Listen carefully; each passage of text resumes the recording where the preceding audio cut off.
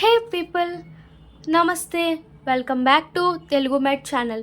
Today I am discussing about the shock topic from hemodynamic disorders of MBBS second year pathology. It is a most important questions for 15 marks questions in university exam. Shock lo septic shock is very most important, and the next hypovolemic shock or cardiogenic shock it will given for short answer questions in university exams. So I am discussing total about shock. Generally, shock is a clinical syndrome.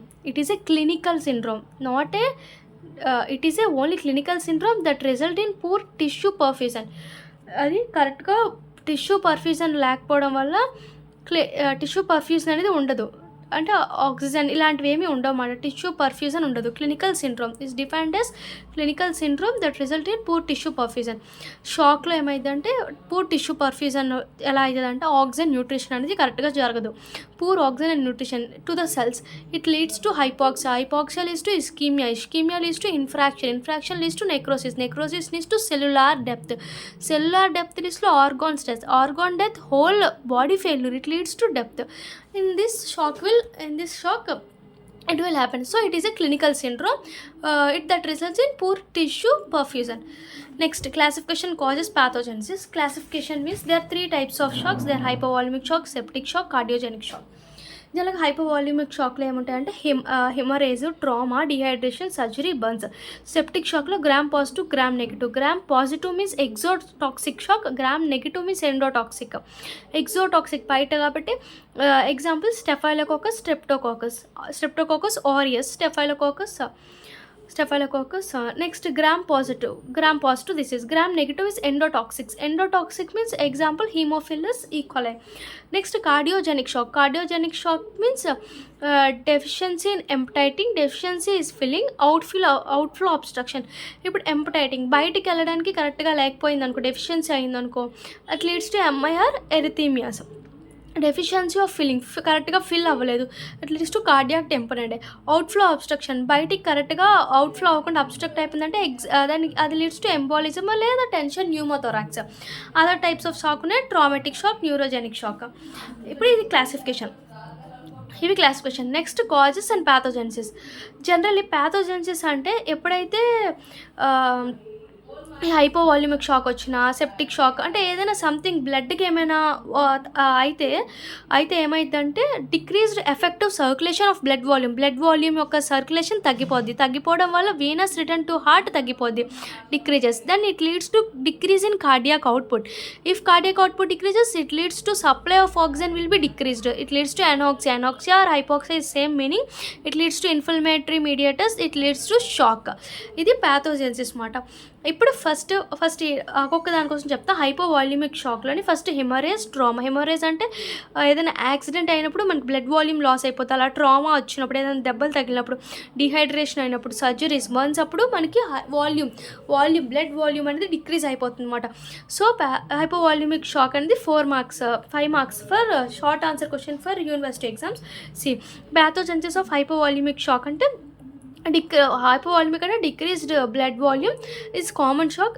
హైపోవాల్యూమిక్ shock ఇంకో పేరు cold shock అంటాము. First haemorrhage అంటే blood అనేది loss అయిపోవడం అన్నమాట. ఏదైనా accident అయినప్పుడు జరిగేది ట్రామా. హిమరేజిక్ షాక్ వల్ల ఏమైందంటే ఇప్పుడు లెస్ దాన్ 1 ml పోతే కాంపన్సేటెడ్ మెకానిజం అవుతుంది. 1 to 1.5 అయితే మైల్డ్ హిమరేజిక్ షాక్ అంటాం. 1.5 to 2 liters పోయిందంటే మోడరేట్ అంటాం. ఇంక గ్రేటర్ దాన్ 2 పోయిందంటే ఇంకా సివియర్ షాక్ వచ్చేస్తుంది అర్థం అన్నమాట. ఇలా మనకి హిమరేజిక్ షాక్లో బ్లడ్ లాస్ అయ్యే దాన్ని బట్టి డిపెండ్ అయి ఉంటుంది.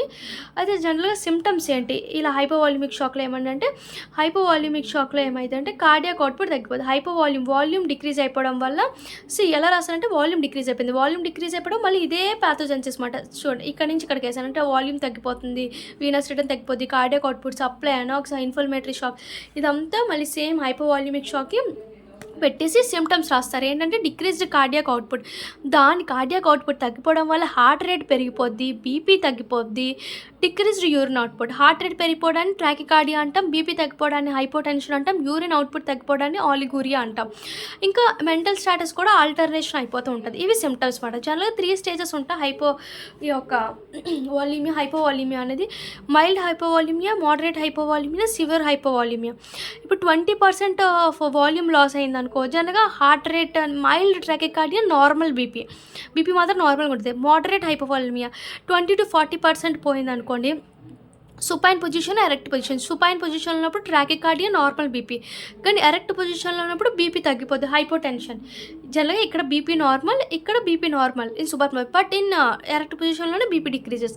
In severe hypoxia, tachycardia, BP decreases, hypotension, alternation in mental status greater than 40% loss.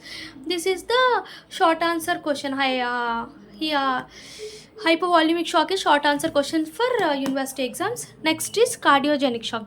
Cardiogenic shock means deficiency of emptying. MI example, MI arrhythmias, filling లేకపోతే కార్డియాక్ టెంపనైడ్, అవుట్ఫ్లో కరెక్ట్గా లేకపోయిందంటే embolism లేదా tension pneumothorax. దీని pathogenesis ఏంటంటే, cardiogenic shock అంటే cardiac output తగ్గిపోతుంది, ఇక్కడ నుంచి start అవుతుంది మాట. దీని ప్యాథోజెన్స్ కార్డియాక్ అవుట్పుట్, ఆక్సిజన్ తగ్గిపోయి అనాక్సిజన్ ఇన్ఫ్లమేటరీ షాక్, ఇక్కడ నుంచి రాస్తారు దీని ప్యాథోజెన్సిస్.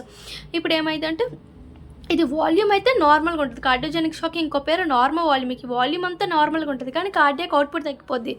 ఎందుకు అంటే బ్లడ్ పంపింగ్ కరెక్ట్గా ఉండదు. ఎందుకు కరెక్ట్గా ఉండదంటే, ఈ జనరల్గా వెంట్రుకులర్స్ లాంటివి, వెంట్రుకులర్ అనేది ఎక్కువ డ్యామేజ్ అయితే ఉంటుందంట. ఆ వెంట్రుకల్స్ కానీ అక్కడ ఉన్న హార్ట్ వాల్స్ కానీ ఏమైనా డ్యామేజ్ అవ్వడం వల్ల నీకు బ్లడ్ సప్లై అనేది తగ్గిపోద్ది. కార్డియాక్ అవుట్పుట్ తగ్గిపోయి అలా ఆక్సిజన్ తగ్గిపోద్ది అనమాట. ఇది కార్డియోజెనిక్ షాక్ యొక్క ప్యాథోజెన్సిస్. ఎగ్జాంపుల్ ఎంఐ టెంపనైడ్, ఇవి రాసేస్తారు ఎగ్జాంపుల్స్గా. ఇది